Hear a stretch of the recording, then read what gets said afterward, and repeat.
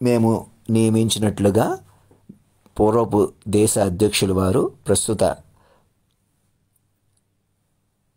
అధినాయకుల ప్రతినిధిగా ఉన్నటువంటి రామ్నాథ్ కోవింద్ గారికి ఆశీర్వాదపూర్వకంగా తెలియజేయనిది ఏమనగా, తక్షణం మేము చెప్పినట్లు ముందుకు రావడం వలన మాత్రమే మీరు మృతం నుంచి బయటకు వస్తూ యావత్తు దేశాన్ని, ప్రపంచాన్ని కాపాడుకున్నవారు అవుతారు.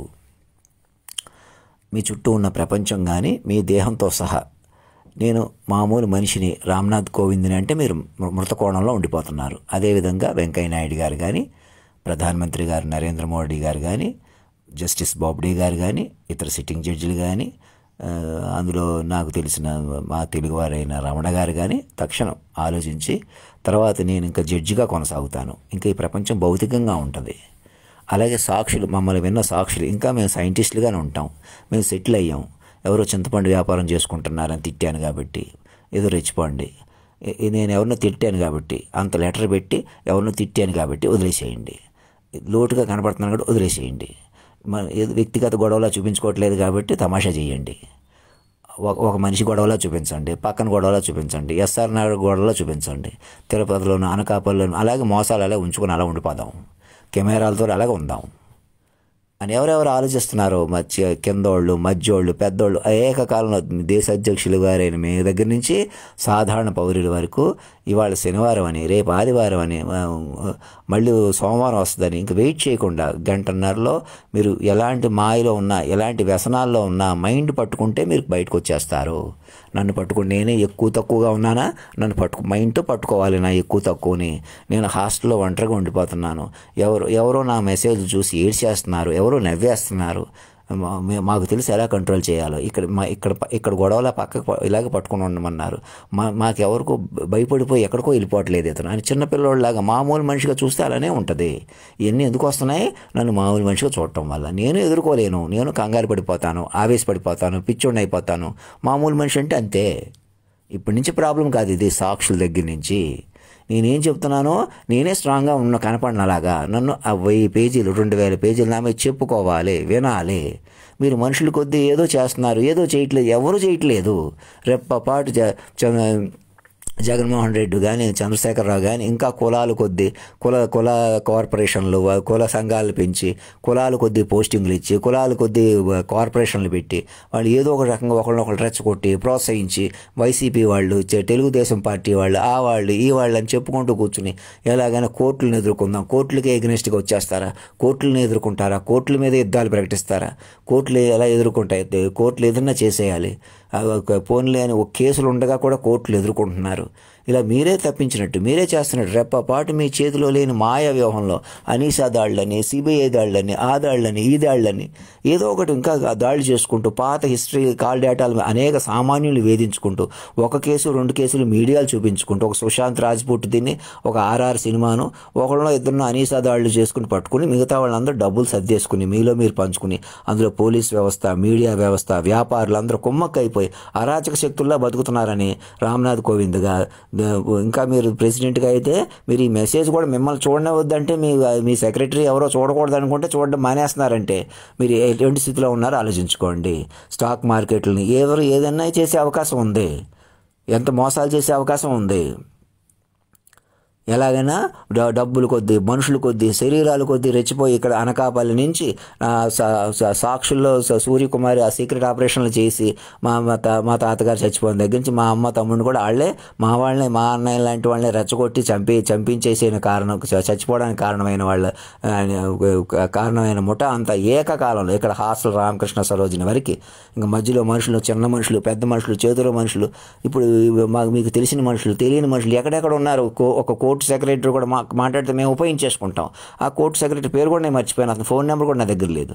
మాట్లాడితే మేము ఉపయోగించేసుకుంటాం అనే ధోరణే ప్రమాదకరం. మీరు లోకం మీద ఆధారపడకూడదు. సూట్లు బూట్లు వేసుకునేప్పుడు ఇంటర్వ్యూలతో కొద్ది రెచ్చిపోకూడదు. ఇక్కడ పోలీస్ కానిస్టేబుల్ లాంటి వాళ్ళు ఎలాగ నేను రోడ్డు మీద వెళ్తుంటే ఇలాగ వాళ్ళే బైకుల మీద కూర్చొని ఎక్కడో లోపల తోసేయమన్నారు, తమాషా చేసేయమన్నారు అనుకుంటే వెళ్తున్నారు. అది కూడా నాతో మాట్లాడకుండా అప్పుడు కూడా గొడవలా చూపించుకోమంటారు. ఇక్కడ ఈ నలుగురో ముగ్గురో ఒకరు గొడవలా చూపించుకుని అనేక ఊళ్ళు అనకాపల్లి నుంచి నా వెనకాల పడి మా మనుషులనే చంపేసిన ముఠా మాత్రం అలాగే ఉంటాం. మేము ముఠా తత్వంగా ఉంటాం. ఊళ్ళ మీద ఆపరేషన్లు చేసుకుని బతుకుతామని ఎవరు రెచ్చగొడుతున్నారో, ఇక్కడ నలుగురినే కాదు ఎవరు ఆపరేషన్లు ఇన్వాల్వ్ అవుతున్నారో, డిఎస్పీ నాగబాబు లాంటి వాళ్ళు ఇంకా ప్రతి ఊళ్ళో ఎక్కడెక్కడ ఉన్నారో అలాంటి వాళ్ళు మీడియాల్లోనూ ఉన్నారా, పోలీసుల్లో ఉన్నారు. ఏకకాలంలో నన్ను పట్టుకునేలా ఏర్పాటు చేయండి. చంద్రశేఖరరావుకి జగన్మోహన్ రెడ్డికి చెప్పి అయ్యా మందే పొరపాటండి, ఎలాగా నన్ను మామూలు మనిషిగా చూడటమే పొరపాటు, సాక్షుల దగ్గర నుంచి వాళ్ళ డిగ్రీ సర్టిఫికెట్లతోటి గవర్నర్కి సరెండర్ అయిపోవాలి. వాళ్ళతో పాటు ఇతర మేధావులు కూడా ఎవరు ఫిజికల్గా కంటిన్యూ అవడానికి లేదు. అగో బోయింగ్ 777 విమానం ఏదో వచ్చిందంట, ప్రత్యేక ఫ్యూచర్స్తో ఉందంట, అది కూడా మృతమే నా ప్రకారం తీసుకోకపోతే. అందులో నా విగ్రహం నా ఫోటో విగ్రహం పెట్టి నన్ను ప్రచారం చేయడానికి ఆ విమానం ఉపయోగించుకోవాలి. మీరు ఎవరో తిరుగుతున్నారంటే శవం తిరుగుతున్నట్టే.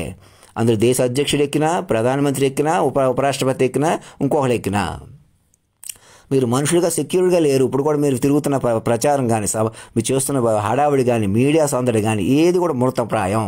అంటే రెప్పపాటు మీద కాదు. ఇప్పుడు కూడా ఇంకా కులతరమైన పోస్టులు ఇచ్చుకుంటూ ఆ కార్పొరేషన్లు ఈ కార్పొరేషన్లు పెంచుకుంటూ నేనేమంటున్నాను చూడకుండా, నాకు ఒక మెసేజ్ పంపకుండా ఎవరో నా రాజారత్నం గారు నా మెసేజ్లు చూసి బాధపడిపోతున్నారు అన్నట్టుగా మరి బాధపడిపోరా? మరి నన్ను ఇక్కడ వదిలేసేయటం ఏంటి? నేను భయపడిపోయి ఆవిడ దగ్గరికి వెళ్ళాలి, ఇంకో రాజరత్నానికి ప్రాధాన్యత ఇవ్వాలి, లేదా రాజేశ్వరిని దేవతలా చూడాలి అని అలా చూడాలని మీరు నిర్ణయించబట్టి ఇక్కడ దాకా వచ్చింది. మీరు నన్ను నిర్ణయించటమే పొరపాటు. నన్ను నిర్ణయించకూడదు, నేనేమంటున్నానో చూడాలి. అంత విశ్వామిత్రుడే కామం ఆపుకోలేడు, మనమెంత అని చెబుతున్న గరికపాటి నరసింహ ఒకసారి ఆలోచించాలి. నన్ను సాధారణ దేహంగా చూడకూడదు. అప్పుడు మీరు కామం నుంచి, క్రోధం నుంచి, అవలక్షణాల నుంచి మీరు నన్ను బయటకు తీసుకొస్తూ మీరు బయటకు వస్తారు. అది స్ట్రాటజీ. తెలుసుకోండి. నేను భయపడుతున్నాను, నేను తక్కువ, నన్ను మనిషిగా చూసి కొద్ది అలాగ ఉంటుంది. మీరు ఏదో రెచ్చిపోతారు, ఏదో చేస్తారు. నా కోసం వేధించిన వాళ్ళ పేరు మీద మీ పాత కేసులన్నీ కొట్టేసుకుని ఫణిబాబుని, రెడ్డి నాయుడు, మా చిన్నాని, ఇంకెవరెవరు కుమారి అందరినీ సురక్షితంగా ఉన్నారో చూసుకుని నన్ను కొలువు తీర్చిన తర్వాత నన్ను వజ్రసింహాసనంలో కూర్చోబెట్టిన తర్వాత మా వాళ్ళకి నన్ను చూపెట్టండి. వాళ్ళు చిన్నవాళ్ళైనా ఇలాగే ప్రతి ఊళ్ళో అందరూ మార్పు తీసుకొచ్చి ఇంకెక్కడ కూడా ఒక్కళ్ళు కూడా వేధించకండి రహస్య పరికరాలతో. ఇవాళ శనివారం అని, రేపు ఆదివారం, మీరు శనివారం అయితే వీకెండ్లో ఎంజాయ్ చేసేస్తున్నారు కాబట్టి నేను రెచ్చిపోతున్నాను, పిచ్చోడిని అయిపోతున్నాను, నేను వికృతానందం పొందుతున్న వాళ్ళందరూ ఒకటిగా చెప్తున్నాను. మనిషిగా రెచ్చిపోతే అలాగే ఉంటుంది. మీరేదో రెచ్చిపోవడం ఏంటి? నేను బాధపడిపోతున్నాను నన్ను అంటం ఏంటి? నేను చెప్పింది వినకుండా మెసేజ్లు ప్రెసిడెంటే చూడకుండా చేయటం ఏంటి? ఎవరిని మెసేజ్లు చూడకుండా, మెసేజ్లు వెళ్లకుండా రాకుండా చేసుకుంటూ మీ చేతుల్లో ఉంది, కాళ్ళల్లో ఉందంటే ఉంటుంది అలాగా? అది పద్ధతేనా? ఇప్పుడు కూడా ఈ క్షణానికి వరకు అడుగుతున్నాను. నా మాట వినండి. భౌతిక కోణం వదిలేసేయండి. నేను మనిషిని అంటే చచ్చిపోతున్నారు ఎవరైనా సరే. మీరు ఏం చేసినా కూడా చంద్రశేఖరరావు కానీ, కేటీఆర్ కానీ, కవిత కానీ నా ఈమెయిల్స్ పంపించిన అప్పుడే చూసేసి ఉండేవాళ్ళు, ఇప్పుడే చూసేసే ఉండేవాళ్ళు. ఇంకెందుకు అందరినీ ఎదవలు చేసేసాం? ఇంకెందుకు తగ్గించేసిన తర్వాత ఇప్పటికైనా మారిపోవాలి. ఈ క్షణం మారిపోవాలి. ఎలా మారుతారు? మైండ్ పట్టుకోవాలి. ఒకేసారి ఎలా మారుతారో ఒకేసారి మారలేరు కదా. అందుకే నేను మాట రూపంలో ఉన్నాను, నన్ను కూడా మాట రూపంలో పట్టుకోవాలి. మానసిక వైద్య నిపుణులు మేధావులు బృందంగా ఏర్పడి చంద్రశేఖరరావు దగ్గర ఉన్న ప్రత్యేక బస్సు చేసుకుని వీలైతే ఆయన కూడా ఆ బస్సులో రావడం వల్ల మీరు అందరినీ మార్చినవాడు అవుతాడు. చెప్పండి ఆయనకి. ఇంకా మేమే పెద్దవాళ్ళు అని, ఇంకా అభివృద్ధి చేస్తున్నామని, దుర్గమ్మ ఏదో ప్రత్యేక బ్రిడ్జిలు కట్టాం, అవి కట్టాం, లైటింగ్లు పెట్టాం, ఇలా ఇది కాదు అసలు. ఇది పరిపాలన విధానమే. అసలు లోకం అంతా మృతప్రాయంలో ఉంది. కరోనా అడ్డుకోవడానికి ప్రయత్నం చేసినా మీరు ఇంకా కళ్ళు తెలుసుకోవట్లేదు. కరోనా ముందు, కరోనా తర్వాత అంటున్నారు. మీరెవరో మనుషులు మీ చేతిలోకి తీసేసుకోవడం వల్ల, ఆస్తులు కాజేసేయడం వల్ల, డబ్బులు కాజేసేయడం వల్ల, అప్పుడు కూడా సుఖాలు పొందేయటం వల్ల, మీరు పెద్దవాళ్ళు అయిపోవడం వల్ల పరిస్థితి రెప్పపాటు మీ చేతికి రాదు. నా మనుషులను ఉపయోగించి నన్నే తగ్గించేసి, నన్నే కొట్టేయాలి, నన్నే తిట్టేయాలని సరదా కూడా ఆలోచిస్తున్న వాళ్ళు మీరు వాళ్ళ కాళ్ళమే పడకుండా ఇంటి పేర్లు, కులం పేర్లు ఏం చూసుకుంటూ వచ్చిపోయారో. డిగ్రీలు, చదువులు, ఇంటి పేర్లు, కులం పేర్లు, ఆస్తులే కాదు, డిగ్రీలు, చదువులు కూడా పనికిరావు. సాక్షుల దగ్గర నుంచి మొదలుపెట్టి ముందుకు రావాలి. కాళ్ళ మీద పెట్టేసేయటం అంటే ఒక మనిషి కాళ్ళు పట్టుకోకలేదు. అలా ఒకసారి ప్రకటించేసి ఇప్పుడు దాకా మేము వేధించబడే వాళ్ళు డైరెక్ట్గా ఇండైరెక్ట్ మేము అందరం రెస్పాన్సిబిలిటీ అని దేశ అధ్యక్షుడు, ఉపాధ్యక్షుడు, వాళ్లే కులమైన, వీళ్లే కులమైన, చిన్న కులమైన, పెద్ద కులమైన, అగ్ర కులమైన, తక్కువ కులమైన, కులానికి సంబంధం లేదు. ఎవరైనా ఫిజికల్ పొజిషన్, ఈ హాస్టల్ రామకృష్ణ లాంటి వాళ్ళు పెద్ద చిన్న ఏకకాలంలో తాము భౌతిక స్థితి నుంచి బయటకు వచ్చేసేయాలి. ఇంకా అలా చేయాలంటే నన్ను భౌతిక స్థితిగా చూడకూడదు. నేను మనిషిగా ఉండిపోతున్నాను, ఇక్కడ తిండి కొద్ది ఉండిపోతున్నాను, ఎక్కడికో వెళ్ళట్లేదు. ఇంకా నన్ను పట్టుకుని చిన్నపిల్లలు లాగా చూస్తాం, తమాషా చేస్తాం, మేము ఇలాగే ఉంటాం. అదే సీరియస్, అదే ఏడాకోళం మానుకోవాలి. మైండ్తో పట్టుకోవాలి. మైండ్ రూపంలో ఉన్నాను నేను మైండ్ రూపంలో పట్టుకుని ఉన్నాను కదా, నన్ను పట్టుకొనిచ్చి మీరు పట్టుకోగలరు, నన్ను గుంజేస్తే మీరు పట్టుకోలేరు.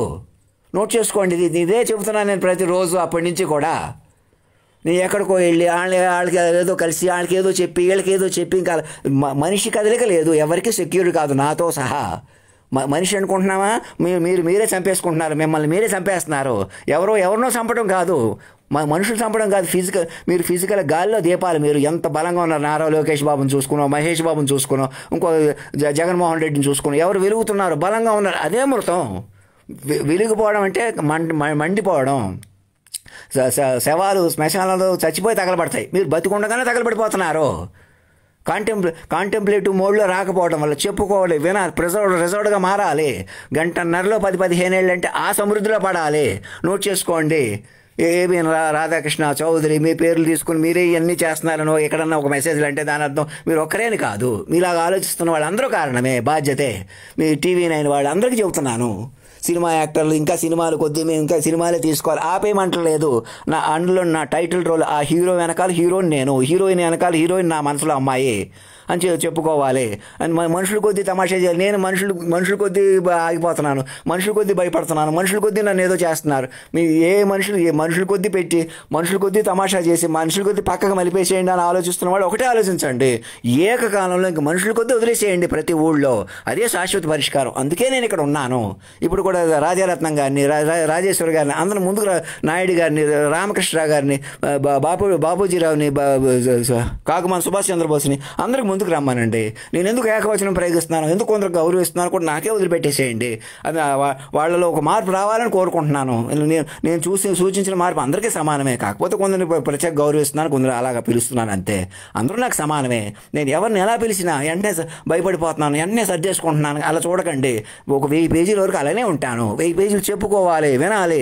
నేను మాత్రమే అధిష్ఠించగల వజ్ర సింహాసనం అంటే నన్ను కూర్చోబెట్టేస్తే ఇంకా మీకు నేనని అహంకారం పోతుంది, నేను దేహం అనే మమకారం పోతుంది. అది మీకు తపస్సు చేసినా రాదు. అది ఉండిపోయి మీరు ఇలా పరిపాలించుకుంటూగా బోయింగ్ 770 ప్రత్యేక విమానాల మీద దేశ అధ్యక్షులు ఎగిరినా, ఉపాధ్యక్షులు ఎగిరినా, ప్రధానమంత్రి ఎగిరినా ఎవరికి సెక్యూరిటీ కాదు. మీరు సెక్యూరిటీ కోణంలో రారు. మీ అరెస్ట్ వైల్ పొజిషన్లో కంటిన్యూ అయితే పోలీసులుగా, మేధావులుగా, వ్యక్తులుగా, మీడియా వాళ్ళకి అందరూ మృతంలోనే ఉన్నట్టు. అప్పటికప్పుడు హడావుడే తప్ప మీ చేతిలోకి రాదు పరిస్థితికి. పవన్ కళ్యాణ్ గారు అందరూ ఈ మెసేజ్ చూసి ఇలాగా అందరూ అధినాయక భవన్ సరెండర్ అయిపోండి, తక్షణ ఈమెయిల్స్ పంపించండి వెల్లుగా తెలుగు రాష్ట్రాల నుంచి, ఇతర రాష్ట్రాలకు ఆదర్శంగా. తర్వాత చెబుతురు కానీ అందరూ ఒక చోట చేరండి, వీలైనంత ఆన్లైన్లో ఒక చోట చేరండి. ఒక చోట అంటే ఒక ఫిక్స్డ్గా అక్కడే ఉండిపోక్కర్లేదు, కావాలంటే అక్కడ వాళ్ళు ఇక్కడ వాళ్ళకి తిరగచ్చు.